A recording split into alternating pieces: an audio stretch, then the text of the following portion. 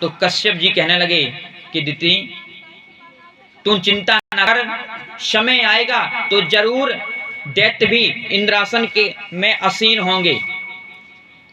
लेकिन आज दिति नहीं मानी, ऋतु स्नान करने के लिए कश्यप जी के पास आ गई। कश्यप जी से हट करने लगी कि नहीं, हम तो राज्य सिंहासन पर अपने पुत्र को बैठा कर रहेंगे। कश्यप जी के पास आ गई ऋतु स्नान करके शुद्ध होकर। कश्यप जी शाम के समय संजा कर रहे थे और कश्यप जी कहने लगे दिति तू अभी यहां से जा, क्योंकि शाम के 4 घड़ी और सुबह के 4 घड़ी भगवान भोलेनाथ इसे पृथ्वी लोक पर भ्रमण करते हैं। हम तो सबसे कहना चाहते हैं शाम के 4 घड़ी और सुबह के 4 घड़ी कोई भी प्रकार का गलत काम नहीं करना चाहिए, क्योंकि भोलेनाथ के आने का समय रहता है। अब कहो कि भोलेनाथ का आने का समय है तो हमको क्यों नहीं दिख रहे, क्योंकि हम आप इतने भाग्यशाली नहीं है कि हमें भगवान दिखें। घर के लड्डू गोपाल को हम भोग नहीं लगा पाते और भोलेनाथ मिल जाए तो कहो मर जाओ, भोलेनाथ के है सांप, कहो भोलेनाथ देखें सो गुनौर में थमू हैं, कैसे देख पाएंगे उनको। यानी आते हैं अदृश्य रूप में हैं, यानी हवा है।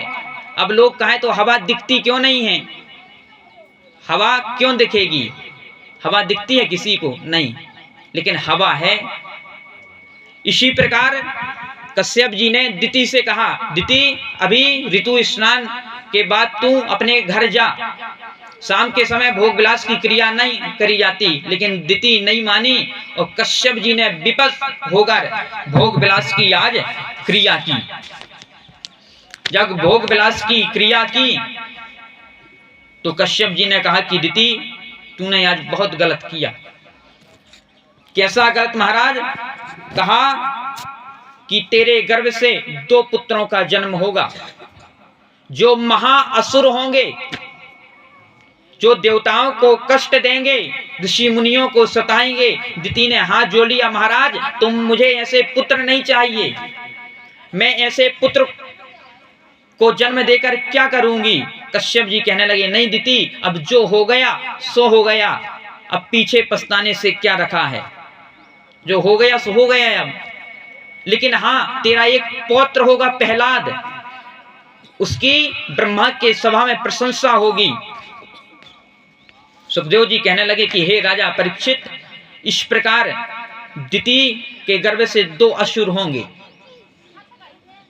जय और विजय जिस समय वास करेंगे उस समय देवताओं के दिन घटने लगेंगे, देवता बहुत चिंतित होने लगेंगे।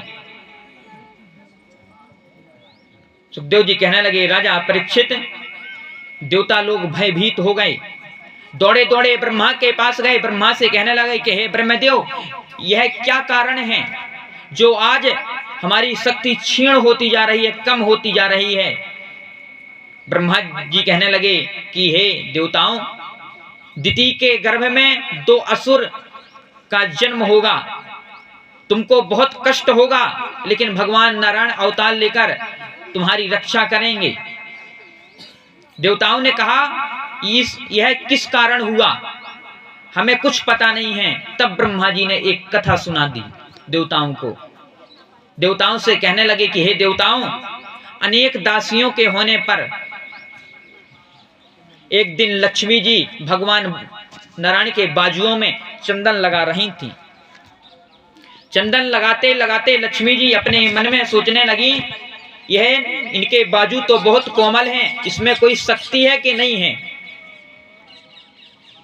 तब नारायण ने मन में सोचा लक्ष्मी को मेरे पौरुष पर संदेह हो रहा है, अरे मेरे पर तो इतनी शक्ति है, मैं पल भर में इस ब्रह्मांड को उलट दूं, पल भर में समाप्त कर दूं।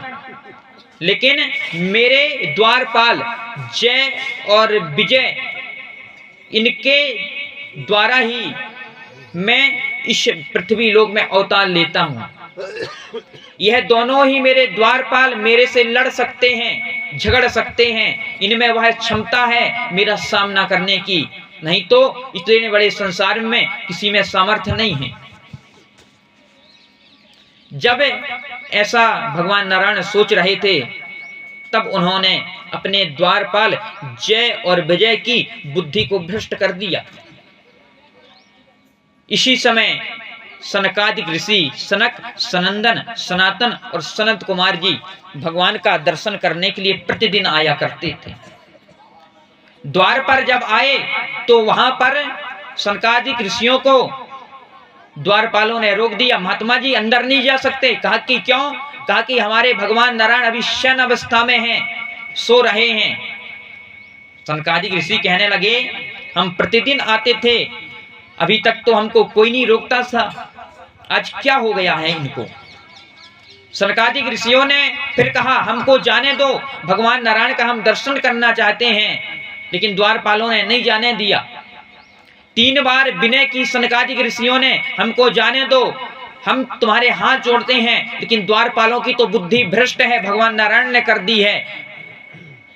आज सनकादियों को क्रोध आ गया और हाथ में जल लिया और कहा, तुमने हमें 3 बार रोका है, हमने तुमसे 3 बार अंदर जाने की प्रार्थना की, लेकिन तुमने हमको अंदर नहीं जाने दिया। हम तुमको श्राप देते हैं कि 3 जन्म तक तुम राक्षस हो जाओ और पृथ्वी लोक पर निवास करो। जब आज श्राप मिल गया, आज बुद्धि खुल गई। और जब बुद्धि खुल गई तो वह रोने लगे और दौड़े दौड़े फिर नारायण आ गए और नारायण कहने लगे कि हे सनकादिक, आपने अच्छा नहीं किया। जब कोई चीज अच्छी तरह से गर्म हो जाए और तुरंत आप उसमें हाथ डालो तो हाथ तो बरेगा। अभी सनकादियों का क्रोध शांत नहीं हुआ था और नारायण आ गए। नारायण क्या कहने लगे, आपने अच्छा नहीं किया। सनकादियों ने कहा, क्या? सनकादियों का और क्रोध बढ़ गया तो कहा, फिर आप भी लीजिए। कहा कि क्या? कहा कि श्राप है। और क्या श्राप दिया? यह पिशाच होंगे मगर होंगे तेज निधान और इन्हें मारने जाओगे कमलापति भगवान। हम तुमको भी श्राप देते हैं, 3 जन्म तक तुम अवतार लोगे और इन अपने पार्षदों को तारोगे। आज जब श्राप दे दिया तो बुद्धि शांत हो गई, बुद्धि काम करने लगी। आज तब ऋषियों के चरणों में प्रणाम किया और जब प्रणाम किया तो ऋषि मुनि कहने लगे, हे प्रभु, ना जाने आपने हमारी बुद्धि कैसे भ्रष्ट कर दी। हमारे स्वभाव में कभी क्रोध नहीं आता था। भगवान नारायण ने कहा, यह सब हमारी ही कृपा है, आप जाइए, अब कभी आपको हमारी माया का असर नहीं होगा। जब इस प्रकार आश्वासन देकर सनकादिक ऋषि चले गए और उधर जय और विजय की आत्मा पृथ्वी पर घूमने लगी। कहीं भी उनको कोई स्थान नहीं मिलता था, हम किसके गर्भ में निवास करें आज? क्योंकि पहले हर जगह तुलसी पूजा होती थी, भगवान शालिग्राम की पूजा होती थी, सभी के यहाँ बंदन पूजन होता था, कहीं कोई स्थान नहीं मिला। लेकिन एक दिन दिति अपने बालों के केस को खोलकर रात्रि में भोजन करने के बाद पानी नहीं पिया, जूठन ही रही और सो गई। जय और विजय की आत्मा को वह स्थान मिल गया। दिति ने भावी बस संध्या में कश्यप संग भोग विलास किया और जय और विजय की आत्मा ने आकर गर्भ में निवास किया। जय और विजय की आत्मा आज दिति के गर्भ में आ गई। जैसे ही वह आत्मा दिति के गर्भ में आ गई तो सभी देवता लोग घबराने लगे, दौड़े दौड़े ब्रह्मा के पास गए, ब्रह्मदेव हमारी रक्षा कीजिए, हमारा शरीर तपन के कारण जला जा रहा है, इसका कारण क्या है? तब ब्रह्मा जी ने कहा, देवताओं, जय और विजय की आत्मा आज दिति के गर्भ में आ गई है। दिति का गर्भ 100 वर्ष का हो गया है। 100 वर्षों तक उनकी आत्मा ने जन्म नहीं लिया। जब 100 वर्षों बाद उनकी आत्मा ने जन्म लिया, जन्म होते ही ब्रह्मा जी गए तो एक का नाम हिरण्याक्ष रखा, दूसरे का नाम हिरण्याकश्यप रखा गया। जब हिरण्याकश्यप नाम रखा गया और हिरण्याक्ष अपने भाई को प्रणाम करके दिग्विजय करने के लिए आज चल दिया।